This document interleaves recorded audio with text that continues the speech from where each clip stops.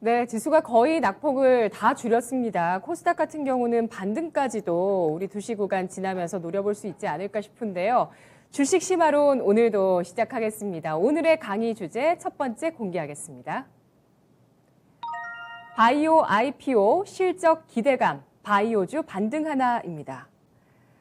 오늘 SD 바이오센서가 상장하면서 진단키트주 대장 자리를 꿰찼고요. 또 어제장에는 임플란트주 등등 여러 실적 기대감이 있는 바이오주들이 강세를 보였습니다. 바이오주 반등할 수 있을지 오늘 알아보도록 하겠습니다. 토마토 투자클럽 최택규 전문가 함께합니다. 안녕하세요. 네, 반갑습니다. 네, 벌써 우리 채팅창에서 오늘은 최택규 교수님이신가 기다리고 계시는 분들 많으신데요.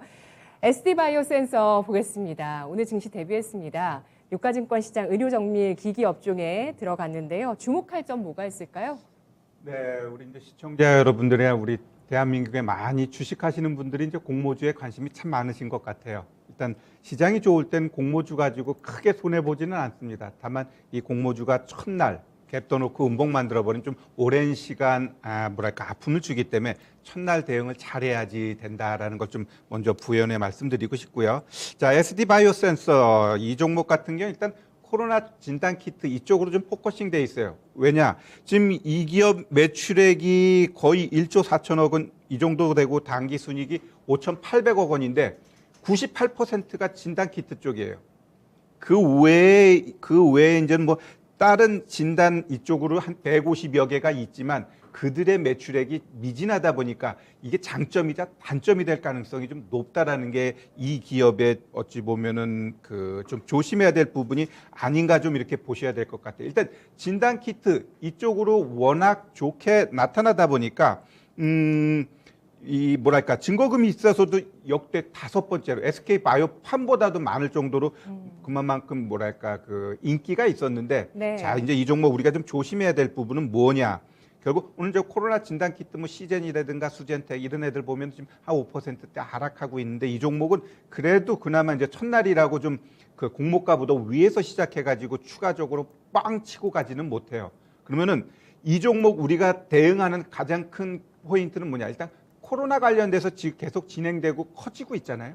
그러면 이 종목은 내가 봤을 때 1주, 2주 정도는 움직임이 좀 더 연출될 수 있는데 제가 보고 있는 우리 코로나의 확산세는 뭐 다음 주 아니면 다다음 주 정도면 정점 갈 거라고 봐요. 그럼 그 정점 가는 시점에서 이런 종목들은 또 이제 또 바닥 모르고 하락할 가능성이 있고 어찌 보면 이 기업 같은 경우 향후 뭔가를 더 보여줄 수 있다는 걸 보여줘야지 만약에 코로나가 종식되고 이랬을 때 이 기업이 보여주는 게 1조가 넘던 매출액이 막 1,000억 뭐 아니면 500억 이렇게 바뀌어버리면 주가는 정말 생각할 수 없을 정도로 문제가 될 수 있으니까 이 기업 같은 경우는 우리가 매매하는 데 있어서 좀 잘 보면서 가야 되지 않나 이렇게 좀 생각되네요.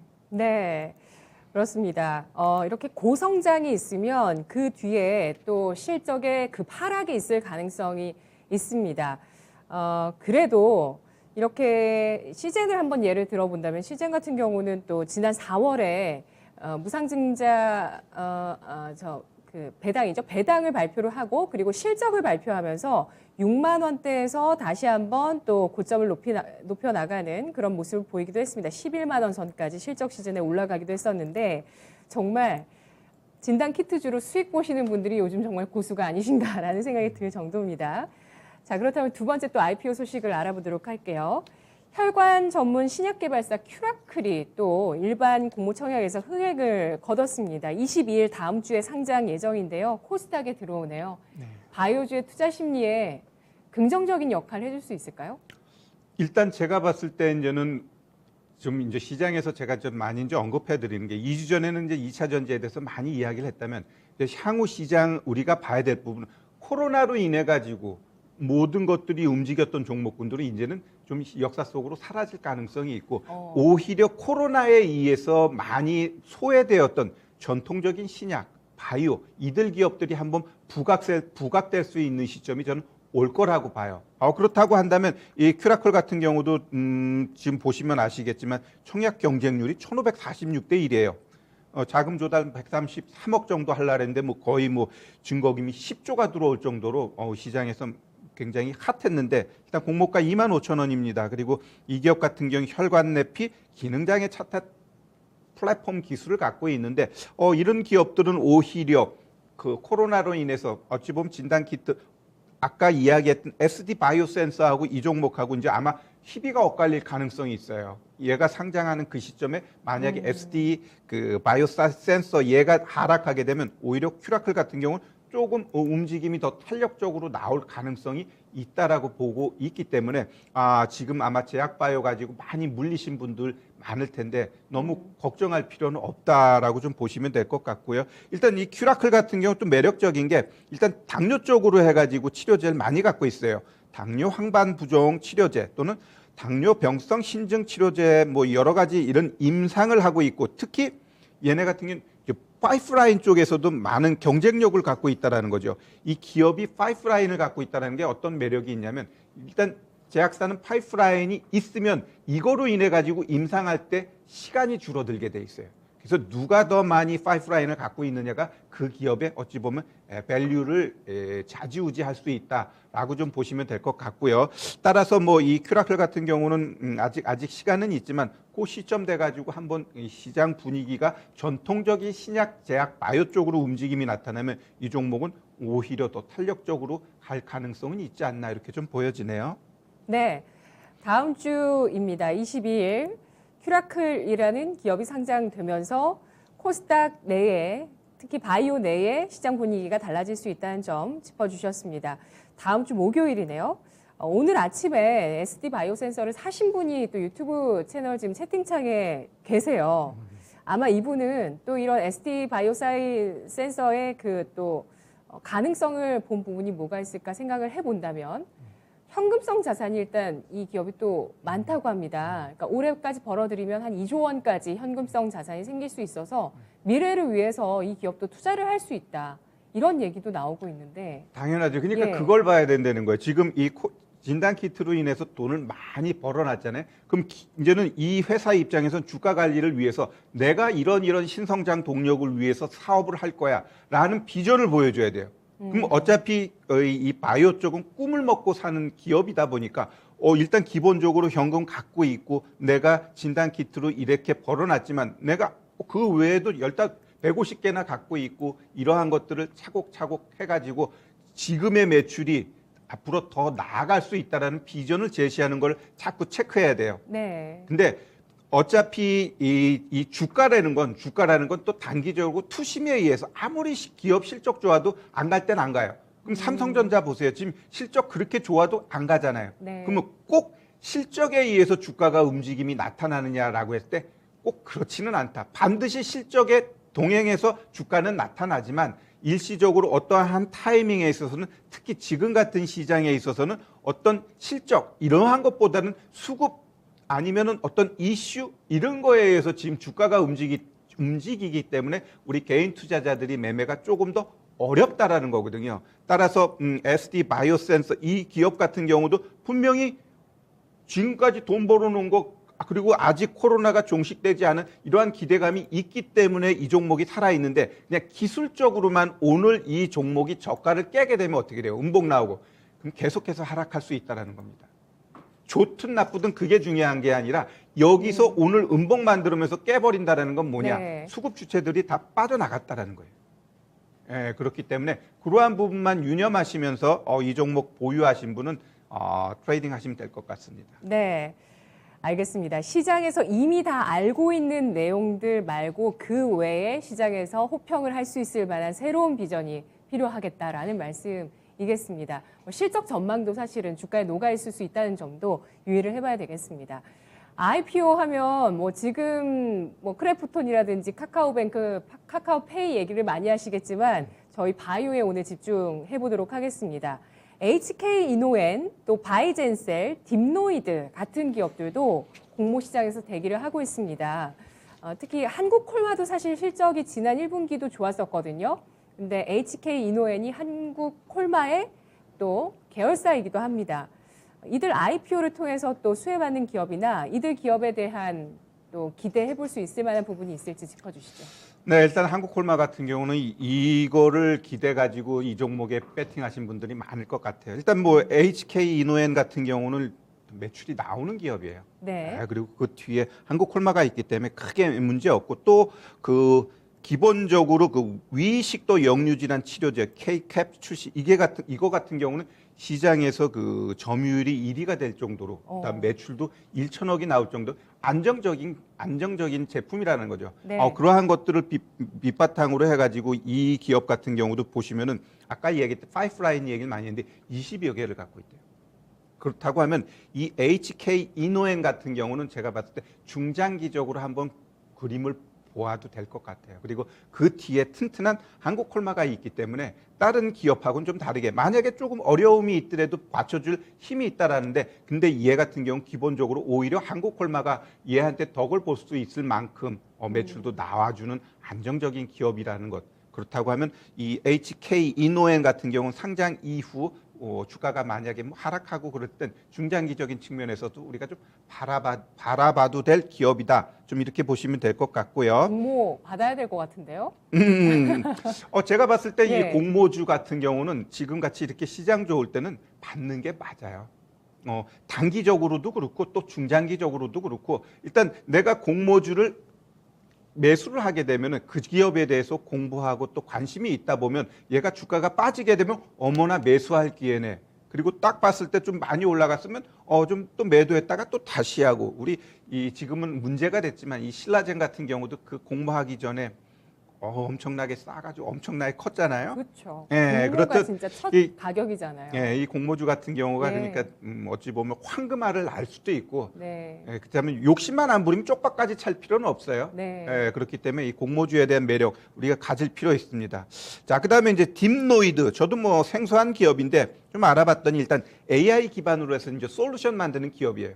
그러니까 이 의료진들 이런 사람들한테 그 디파이라는 파이프라인 비즈니스를 하는 기업인데 이건 일단 어찌 보면은 이 원격 의료 이런 쪽하고 좀 관심 가질 필요는 있을 것 같습니다. 최근에 우리 이제 원격 의료 이런 코로나가 또 많이 올라가니까 원격 의료 이야기하면서 막 그 관련된 기업들 뭐 인성정보 아니면 인피니티 헬스케어 등등등 해가지고 헬스케어 관련된 종목군들도 쭝쭝쭝 좀 올라갔죠. 결국 그러한 측면에 있어서 이 딥노이드는 그쪽 계열하고 같이 놓고 한번 봐볼 종목이다 이렇게 좀 보시면 될 것 같고요. 그다음에 마지막은 이제 바이젠셀 이제 면역세포 치료제 면역세포 같은 경우는 또 많이들 이제 이야기를 하는데 뭐 이 기업 같은 경우도 기존에 있는 면역 항암 치료제 이거 범용 T 세포 관련돼 가지고 바이레인저 아니면 면역 억제 치료제 바이메디어 발음도 어려운데 여튼 이러한 것들 쪽으로 이제 특화된 기업입니다. 일단 면역세포 이쪽도 계속해서 성장할 수 있는 섹터이기 때문에 바이젠셀도 우리가 좀 네. 한번 관심 갖고 봐야 되지 않나 이렇게 보여집니다. 최대 주주가 보령제약인데 보령제약은 은근히 시장에서 좀 소외되면서 움직이고 있는데 앞으로 또 어떻게 될지 보도록 하겠습니다. 어제 시장에서 디오와 인바디가 신고가를 경신했습니다. 디오뿐만 아니라 뭐 덴티움은 오늘 추가 상승을 하고 있고 오스템 임플란트, 휴젤도 더 오르고 있습니다. 이렇게 또 뷰티나 또 고령화와 관련돼 있는 건강 관리와 관련돼 있는 종목군들의 최근 랠리가 나타나고 있는데요. 실적 기대감 있는 바이오주 있을까요? 일단 뭐 실적 쪽 지금 종목들이 보면 뭐 실적으로 해서 꼭 가는 건 아니에요. 일단 뭐 디오, 덴티움, 뭐 오스템 임플란트 이들 차트를 보면 작년에 시장이 엄청나게 갔잖아요. 근데 얘네 안 갔어요.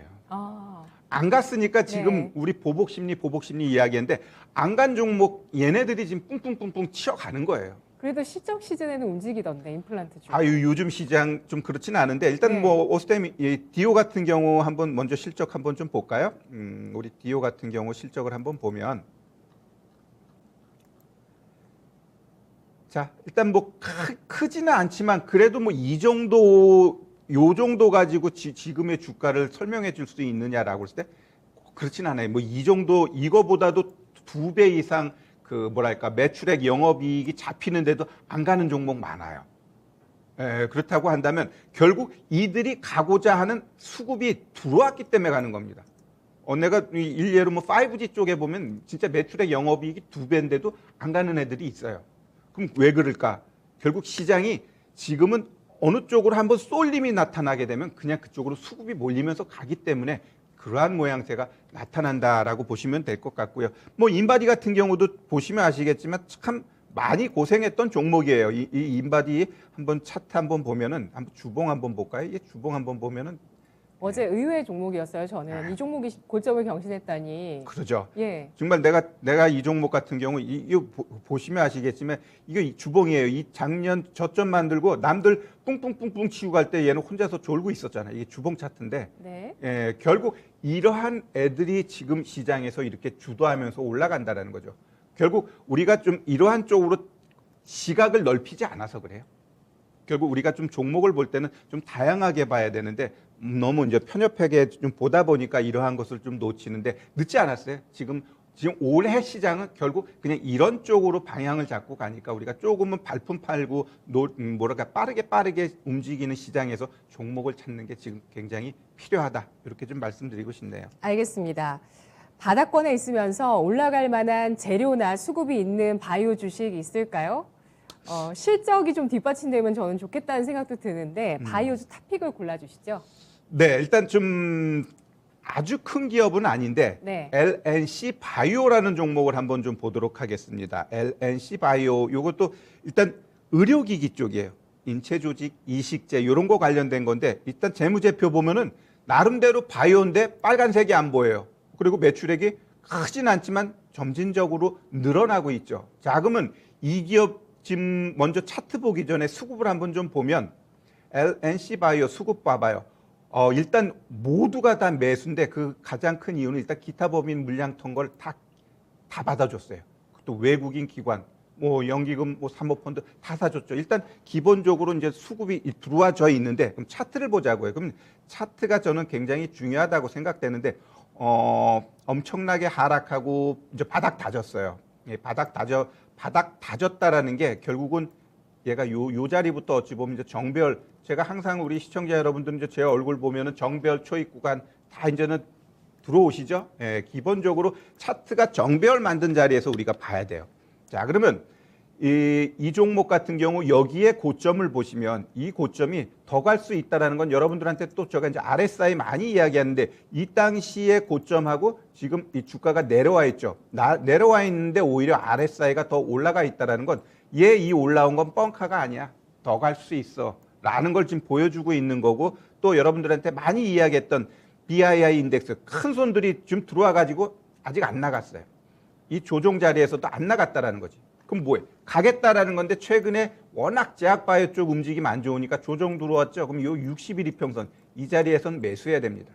그러면 보통 요렇게 한번 조정이 들어오면 주가가 올라간다라는 게 오늘 요 자리에 있는 종목인데 올라간 게 녹십자 랩셀입니다. 녹십자 랩셀 보면 네. 이렇게 빵빵빵빵 아까 그 종목하고 똑같죠. 다 떨어뜨리고 60일 이평선 오니까 오늘 치고 올라가는 거예요. 이 주식이라는 게 내가 꼭 사고 싶다고 사는 게 아니라 떨어져야 될 자리까지 떨어질 때 사야지 꼭 반등이 나오는 거예요. 그렇다고 한다면 제가 지금 여러분들한테 종목에 대해서 추천은 해드렸지만 지금 사기보다는 오히려 조금 더 떨어지거나 지금부터 이 60일 이평선 요 사이에서 분할 매수를 하게 되면 오히려 어떻게 되겠다? 전체적으로 한번 움직인다. 언제? 제약바이오, 전통적인 신약 바이오 이쪽이 한번 이제 분위기 잡고 올 때가 전 됐다라고 보거든요. 그럼 그게 1주가 될지 2주가 될지 모르지만 그러한 흐름을 보면서 이런 종목 딱 정배열 초입 구간에서 정확하게 눌림 줬다라면 그 다음은 반등 쪽으로 보시면 될 것 같습니다. 네.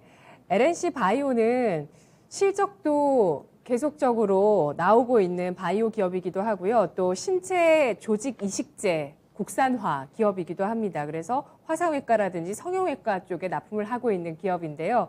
현재 차트 상에서도 매력적인 구간에 놓여 있기 때문에 추가적인 조정을 받았을 때 접근할 수 있을 만하겠다는 종목으로 꼽아주셨습니다. 그렇다면 오늘 두 번째 주제 어떤 주제일지 주식심화론 주제 보시죠. 오늘의 두 번째 주제는 보복 소비의 해상 운임 2배, 해운주 다시 오를까입니다. 아마 오늘 경제방송에서 해운주에 대한 얘기가 나왔을까라는 생각이 듭니다. 그런데 해상 운임은 계속해서 상승 중이어서요. 현황을 좀 짚어보도록 하죠. 네, 우리 해상운임 계속해서 올라가고 있습니다.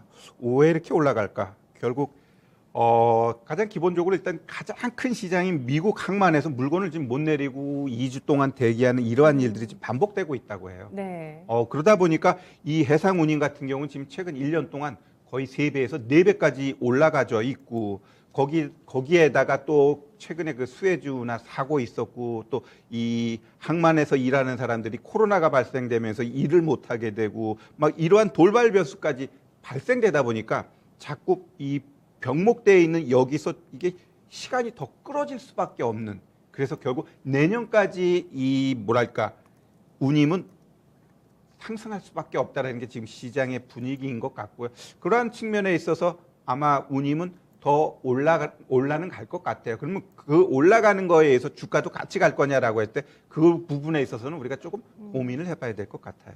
네, 알겠습니다. 지난 9일 기준으로는 상하이 컨테이너 운임 지수가 3,932.35포인트까지 올라오면서 지난 1년 전보다 2.8배가 급등을 했습니다.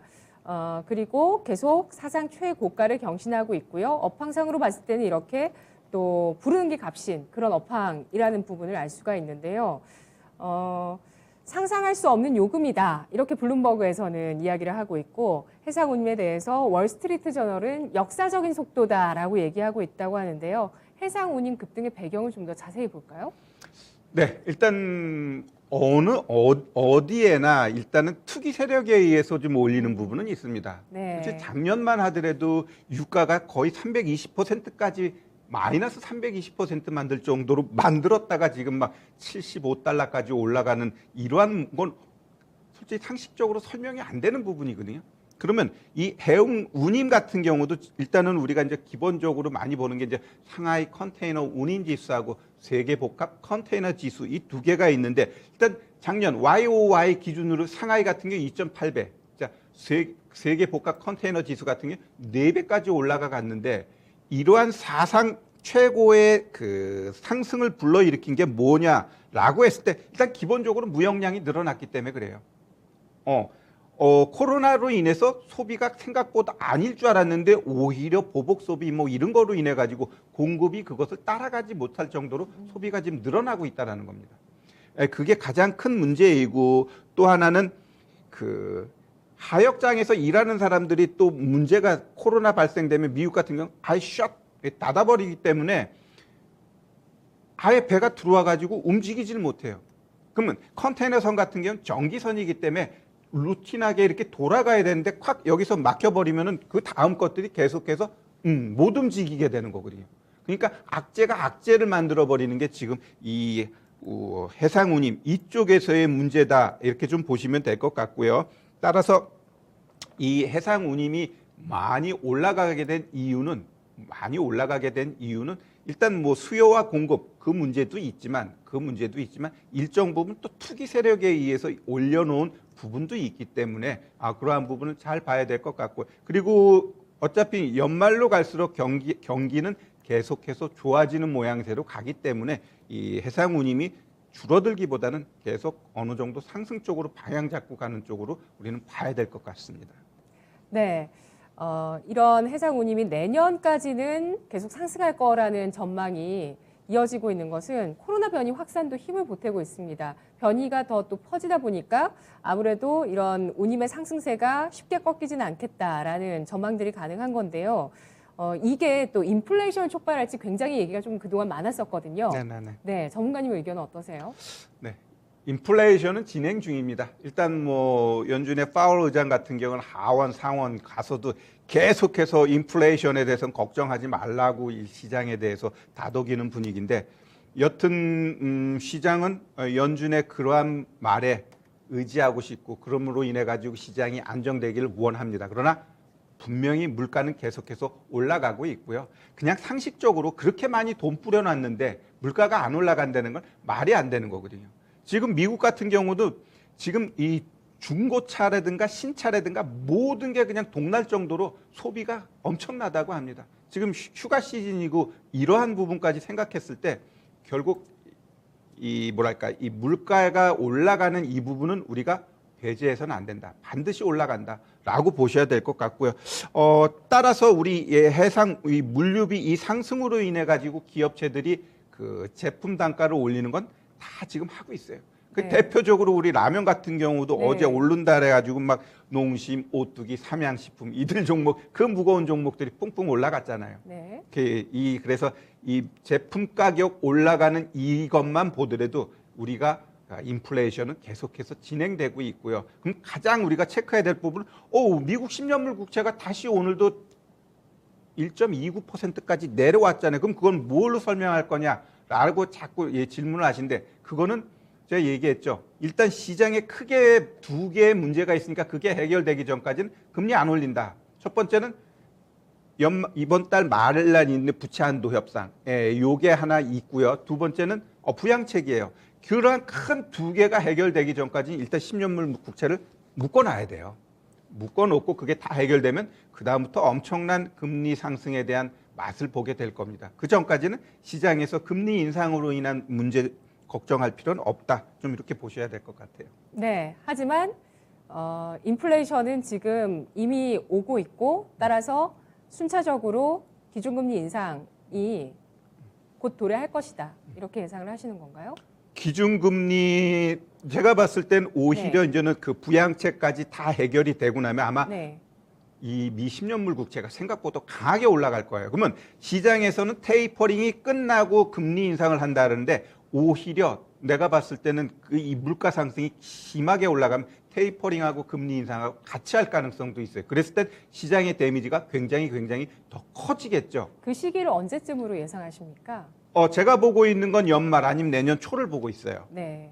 어차피 이 부양책 같은 경우는 빨라야 9월 말 아니면 10월 달이거든요. 그렇기 때문에 10월까지 그게 딱 되고 나면 그렇다고 해서 확 떨어지는 게 아니기 때문에 아마 이제 10월 달부터 시장이 요동을 치겠죠. 요동을 치면서 결국 하방 쪽으로 방향이 잡고 질질질질 시장이 하락할 것이냐 아니면 크게 급락 나오면서 데미지를 줄 것이냐 그 차이지 일단 시장이 하락 쪽으로 가는 거에 있어서는 저는 맞다라고 봐요. 저는 방송 나와가지고 지금까지 하락에 대해서 이야기한 적 없어요. 그러나 중장기적으로 봤을 때 반드시 하락에 대한 대비를 해야 되고 짧게는 저는 다다음 주부터 현금 만들어야 된다고 봐요. 그러면 하락할 때 현금 못 만들어요. 상승할 때 현금 만들어 놓고 저는 요번 7월 31일 날 부양책 한도 있잖아요. 그거 해결 안 된다고 봐요. 그렇기 때문에 한번 데미지 8월 초에 옵니다. 그러니까 그러한 부분 잘 체크하고 가야 될 것 같아요. 네. 인프라 투자 계획안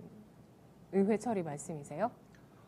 그러니까 7월 31일 날 있는 거는 네네. 이제 부채 한도가 지금 22조 달러로 돼 있거든요. 네네네네. 근데 얘네들이 이제 26조까지 늘어나 있어요. 그래서 그 부분을 의회에서 이제 합의를 해줘야 되거든요. 늘리게끔. 근데 네. 한 번에 해결이 안 된다라는 거지. 그래서 7월 31일 날 그게 한도 이게 어그러졌어. 그러면 시장이 한번 데미지가 옵니다.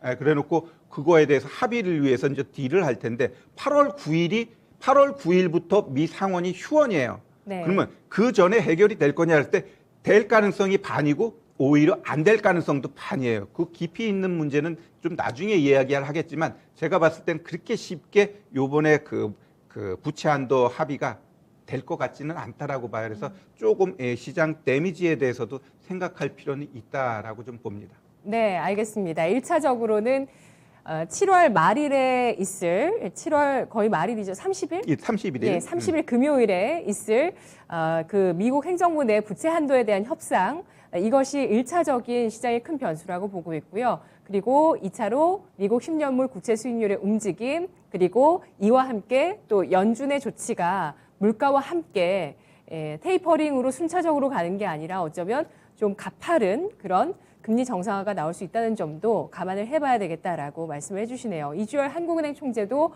금리 인상이 늦으면 늦어질수록 많은 대가를 치를 것이다라고 또 발언을 하기도 했습니다.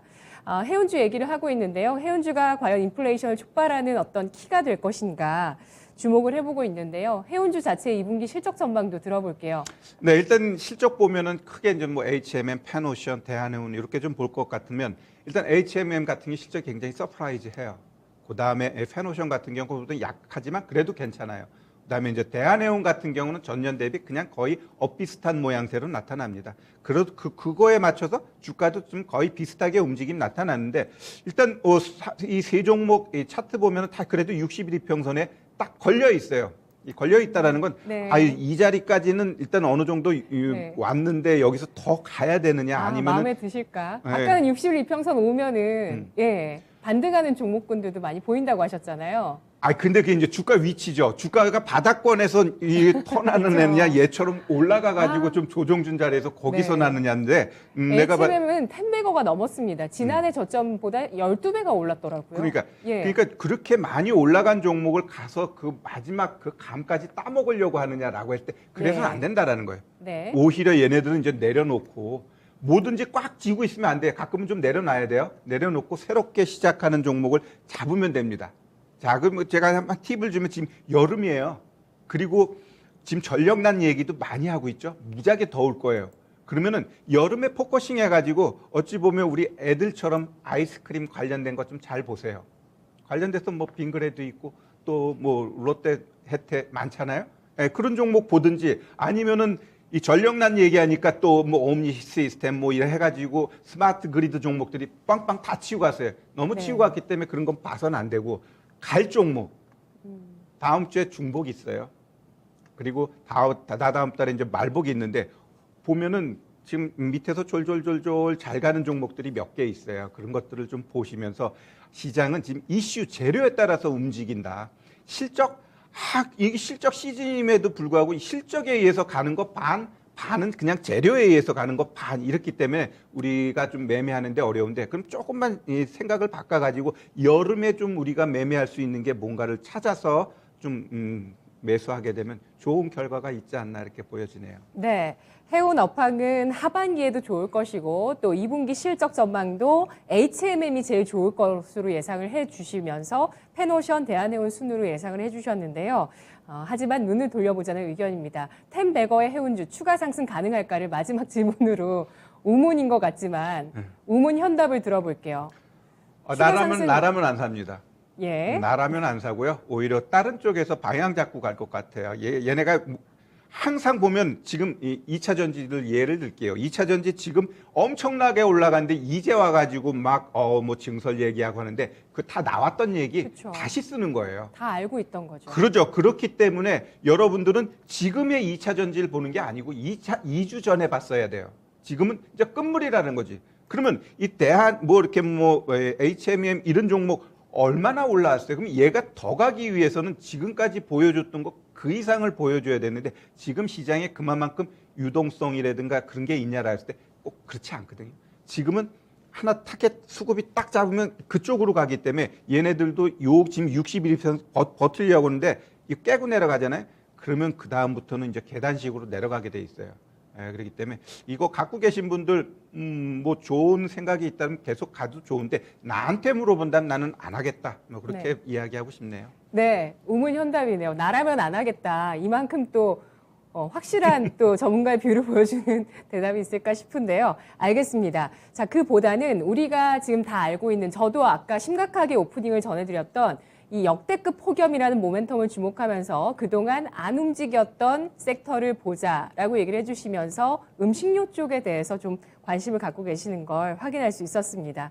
자, 오늘 최택규 전문가와 함께 해봤습니다. 분석 잘 들었습니다. 네, 감사합니다. 네, 지금까지 주식 시마론이었습니다. 투자 판단에 도움드릴 수 있는 정보들 전해드렸는데요. 어떠셨나요? 주가의 상승과 하락을 보장하지는 않습니다. 참고해서 투자에 나가시기 바라겠습니다. 오늘 금요일장 조정이지만 우리 장이 그래도 미국 장과 다른 부분을 많이 보여줍니다. 오늘 성장주의 강세, 고점 경신들도 많이 보이고 있고요. 미국 장은 성장주가 조정을 받았고 오늘 밤에 금요일 미국 옵션 만기일입니다. 자, 다음 주도 이 시간 여러분과 함께 할게요. 시청해주신 여러분 고맙습니다.